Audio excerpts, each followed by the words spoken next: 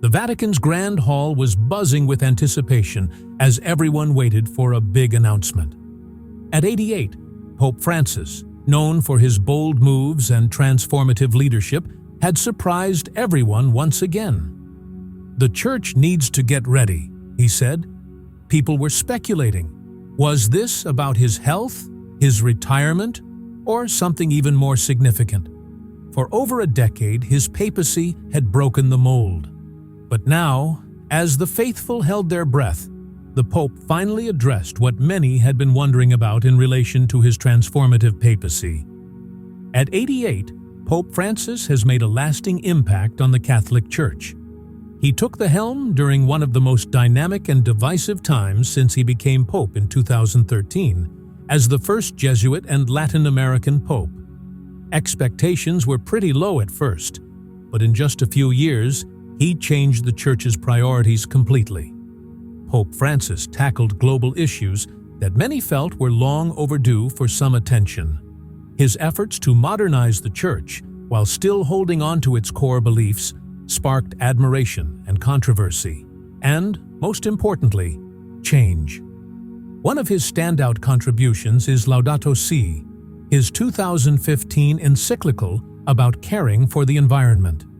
In this groundbreaking document, Pope Francis made it clear that protecting the planet isn't just a job for scientists or politicians, it's a moral responsibility. By framing ecological protection as a Christian duty, he challenged both governments and individuals to rethink their roles in fighting climate change. This move sparked global conversations and got praise from activists and policymakers, but it also raised eyebrows among traditionalists in the Church. Pope Francis's focus on social justice has been another key part of his papacy. Whether he's advocating for refugees, tackling economic inequality, or speaking out against the death penalty, he always puts marginalized people at the center of his mission. His visits to poor areas, from favelas in Brazil to war-torn communities in Iraq, really showed his commitment to standing alongside those who are often overlooked. His humility has made him known as the People's Pope. Inclusivity has been a big theme of his leadership. Early on, he famously said, "Who am I to judge?" when asked about LGBT plus Catholics. While he didn't change any doctrines, his willingness to have open conversations marked a significant cultural shift in the Church. Plus, his decision to include women in important discussions through the Synod on Synodality broke down historical barriers, even though many were still waiting for real changes. Interfaith dialogue has also thrived under Pope Francis. He made history by visiting Iraq, where he met with Grand Ayatollah Ali al-Sistani in a groundbreaking moment of unity. His signing of a document on human fraternity with Sheikh Ahmed el-Tayeb further showed his commitment to promoting peace among different faiths. These actions highlighted his belief that understanding and collaboration should guide humanity rather than division. Despite all these achievements, his papacy hasn't been a walk in the park. Traditionalists often criticize him for what they see as a departure from Catholic orthodoxy. He's been willing to challenge old norms, whether by welcoming debate on sensitive topics or focusing on pastoral care instead of strict doctrine, which has earned him the title of a disruptor. This label isn't without merit. From choosing not to live in the apostolic palace to prioritizing field visits over formal ceremonies, he has consistently pushed against centuries-old conventions. Yet, even while shaking things up, Pope Francis has stayed deeply connected to Catholic tradition. He's managed to balance change with continuity. His reputation for disruption extends to how he governs through the Synod on Synodality, where he aimed to decentralize decision-making. This allowed bishops, clergy, and laypeople to share their thoughts on issues like women's roles and LGBTQ inclusion. While critics say the process didn't lead to much concrete action, supporters see it as a bold effort to foster a culture of dialogue and mutual respect. Pope Francis's time as Pope has definitely been a mix of inspiration and frustration. One big thing he's known for is trying to shake up the Vatican's bureaucracy. He's made moves to boost transparency and accountability in the Church's administration, tackling issues like financial mismanagement and scandals head-on. Even though these efforts are important, he's faced pushback from some powerful people within the Church, showing just how tough it can be to make real changes in such a huge and old institution like the Catholic Church. Still, despite the criticism and challenges, Pope Francis's legacy is all about courage and compassion. He's never shied away from tough topics, whether it's clerical abuse or climate change, always aiming to create a more inclusive and caring church. You can see he's a leader willing to step out of his comfort zone, driven by a strong sense of duty to the 1.3 billion Catholics around the world. As he gets older and health concerns come up more often, Pope Francis is still focused on what's next. The recent Vatican summit, even though it didn't lead to clear outcomes, showcased his dedication to open discussions. But with questions swirling about who will succeed him, the Church is at a crucial turning point. Will the next pope carry on his reform agenda? Or will a more conservative figure try to roll back his initiatives? The answers to these questions really depend on what Pope Francis decides to do next. After spending over a decade reshaping the Church's role in today's world, this next chapter is bound to be just as transformative. Then there's the intense moment during his 2021 trip to Mosul, Iraq. While writing about his experiences in his upcoming autobiography, he revealed something shocking. There was actually a plan for an assassination attempt while he was visiting that war-torn area. This revelation stunned people everywhere and highlighted his incredible bravery and commitment to supporting persecuted Christians. Mosul used to be the capital of the ISIS caliphate, and the city has seen terrible things happen to Iraqi Christians who were forced from their homes or worse.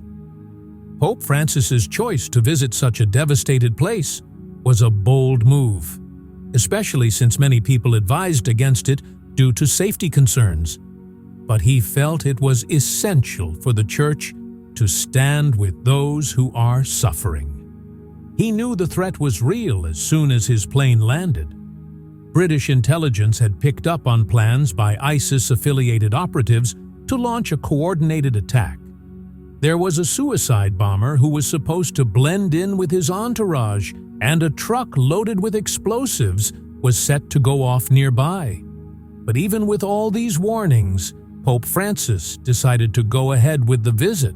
Though they ramped up security, he made his way to the ruins of Mosul, where churches that used to be filled with worshippers now stood as ghostly reminders of the past. Surrounded by rubble, he shared a message of hope and reconciliation, saying, "We are all children of God, no matter our faith or nationality." His words really struck a chord with a community that had been through so much pain. Meanwhile, Iraqi security forces were working hard behind the scenes to deal with the threat. The Pope later mentioned that his head of security kept him in the dark about the situation to let him focus on his mission. By the time he finished speaking, both the suicide bomber and the truck had been stopped. When he was asked about what he was thinking during that tense situation, Pope Francis humbly said, "I placed my trust in God. My mission was to bring hope, and that's what I intended to do." This visit was a pivotal moment for Iraqi Christians and for building bridges between different faiths. Along with meeting with persecuted Christians, Pope Francis also had a historic conversation with Grand Ayatollah Ali al-Sistani, a highly respected figure in Shia Islam. Their meeting was a powerful symbol of the commitment to peace and understanding across religious lines. The image of the Pope hanging out with the Ayatollah in the ruins of Mosul is definitely one of the strongest symbols of Pope Francis's time as Pope. His bravery in facing danger really got people's attention around the world. Many folks pointed out that he managed to shine a light on the struggles of Iraq's Christian community where political leaders had failed. The assassination attempt he faced highlighted just how tough it can be for religious leaders in a world that's so divided. Critics have wondered if that risky trip was really worth it, while others praised his determination as a true sign of his faith. No matter what side you're on. This whole experience really solidified Pope Francis's legacy as a leader who's willing to take risks for what he believes in. His visit to Mosul wasn't just about faith. It was also a hopeful message in tough times that the world won't forget anytime soon. Then there's the Vatican Summit, which was a big deal for Pope Francis. The Synod on Synodality was meant to be a bold step to modernize the Catholic Church. After years of talking and planning with Catholics worldwide, the 2023 Vatican Summit kicked off with a lot of excitement. The aim was pretty ambitious: to create a more inclusive and participatory church that better represents its 1.3 billion followers. But when it wrapped up, it was clear that the results didn't quite live up to the big changes many were hoping for.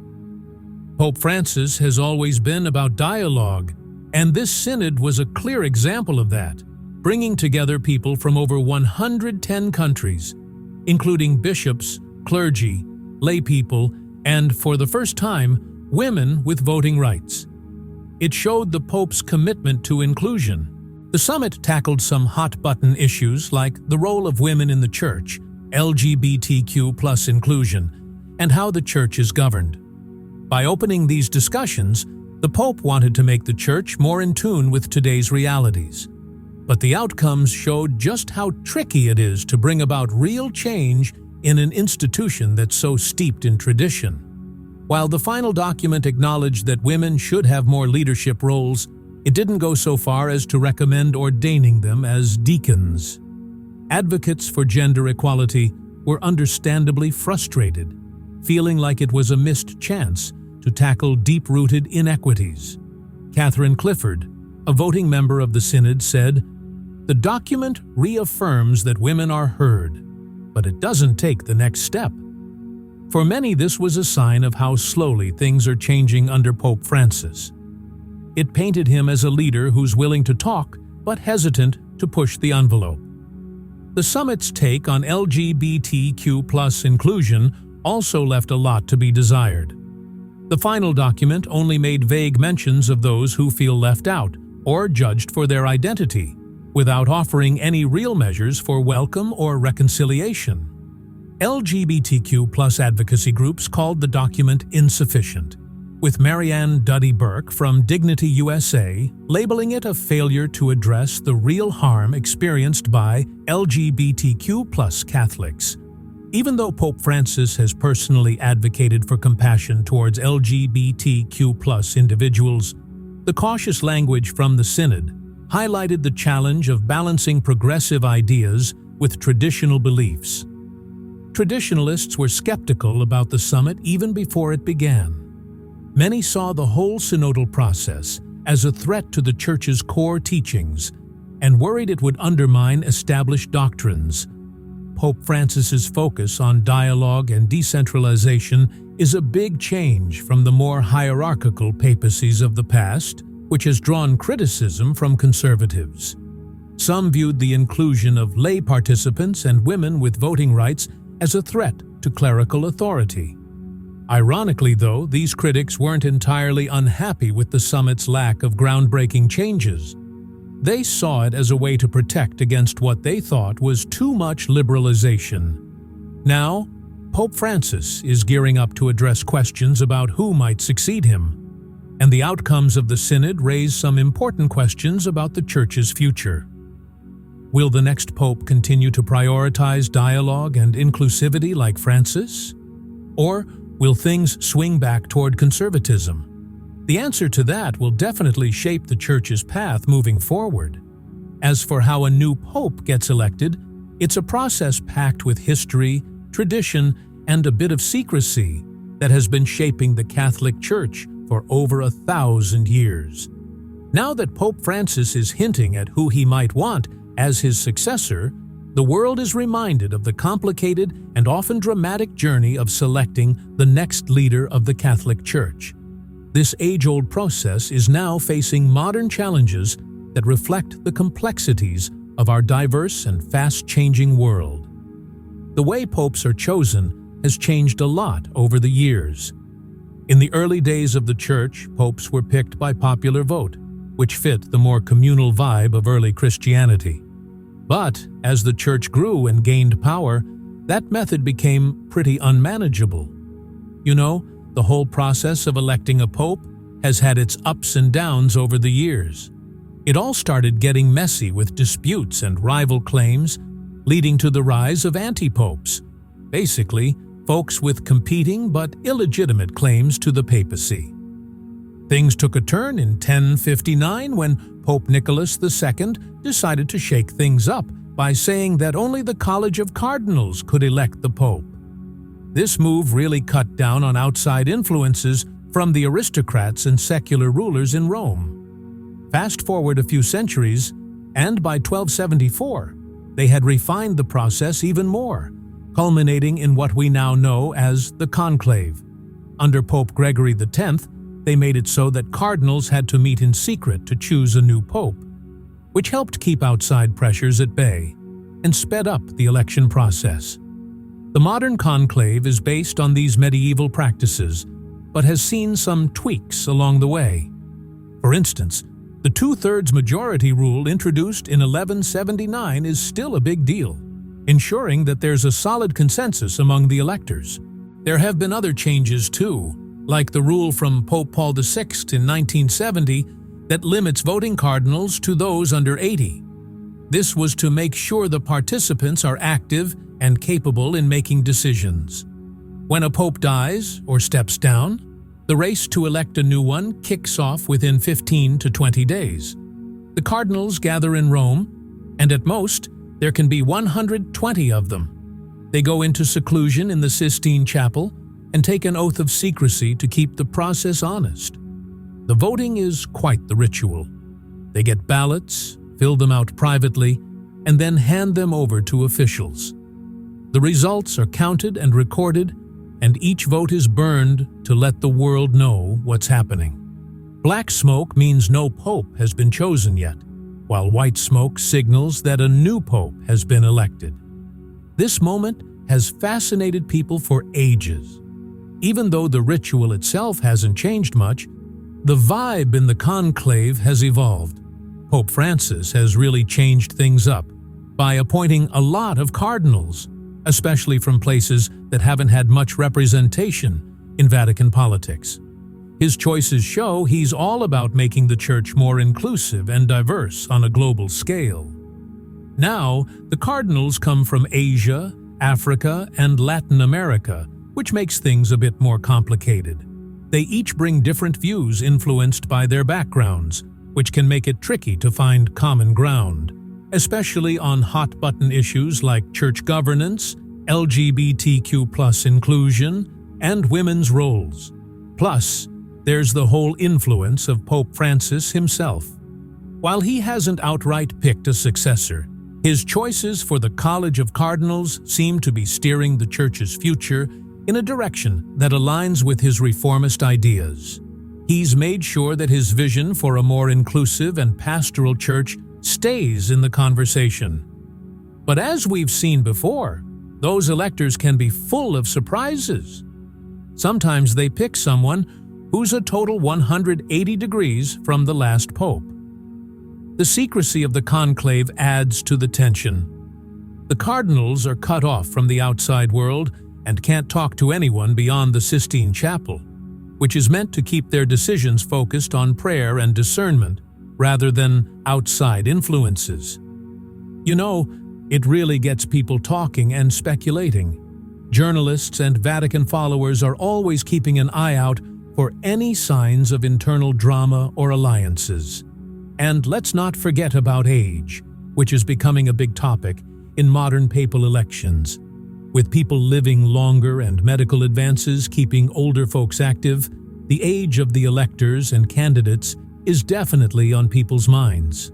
Pope Francis is 88 and has thrown the usual retirement expectations out the window, sparking debates about how long a pope can realistically serve. In a world that's changing so fast, the recent big announcement was a rare moment that broke all the norms. The Pope hinted at 3 potential successors, each one uniquely equipped to carry on his transformative vision. Cardinal Pietro Parolin, Cardinal Peter Turkson, and Cardinal Luis Antonio Tagle are the 3 names he's put forward. These guys have solid faith, great leadership skills, and a global outlook that could really shape the future of the Church. First up, Cardinal Pietro Parolin, the diplomat. He's often seen as the Vatican's top diplomat, handling the Church's relationships with governments around the world. Known for his calm and effective leadership, he's like a steady hand at the wheel. He's had some big wins, like helping to restore relations between the Vatican and Cuba, and negotiating with countries like China. His knack for dialogue really fits with Pope Francis's style. If he becomes Pope, his diplomatic skills could help keep things stable while pushing the Church's global outreach. Then there's Cardinal Peter Turkson, the advocate for justice. Coming from Ghana, he brings a fresh perspective from the global South. As the former head of the Vatican's Office for Promoting Integral Human Development, he's been all about fighting poverty, tackling climate change, and standing up for human rights. His work on Laudato Si shows just how passionate he is about these issues. He's a strong voice for peace, especially in conflict zones, and his humility really resonates with Francis's vision of a church that supports the poor and marginalized. If Turkson were to be elected, he'd make history as the first African pope, highlighting the Vatican's acknowledgement of the growing influence of Catholicism in Africa. Lastly, we have Cardinal Luis Antonio Tagle, the pastoral visionary. Often referred to as the Asian Pope, he's loved for his deep empathy and warm pastoral approach. As the former Archbishop of Manila and now head of Caritas International, he's shown a real commitment to social justice and helping those in need. His charm and humility have made him a favorite within the Church.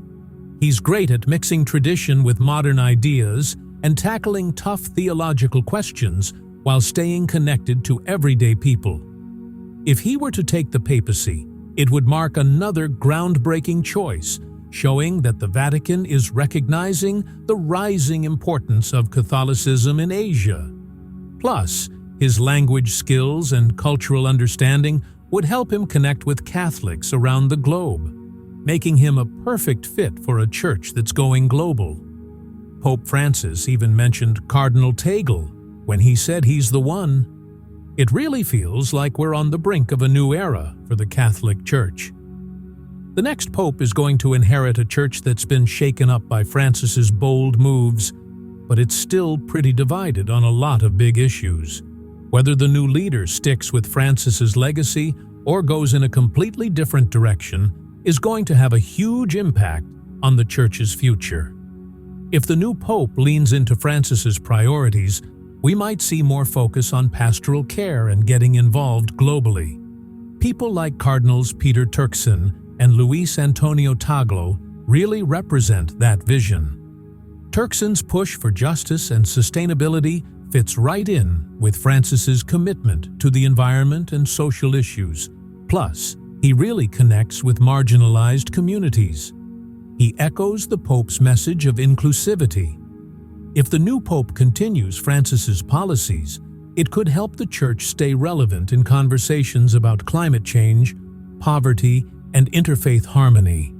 But keeping things going smoothly means more than just sticking to Francis's ideas. It also means tackling the unresolved tensions that have come up. The recent Vatican summit showed us just how tricky it can be to build inclusivity in an institution that's been around for centuries.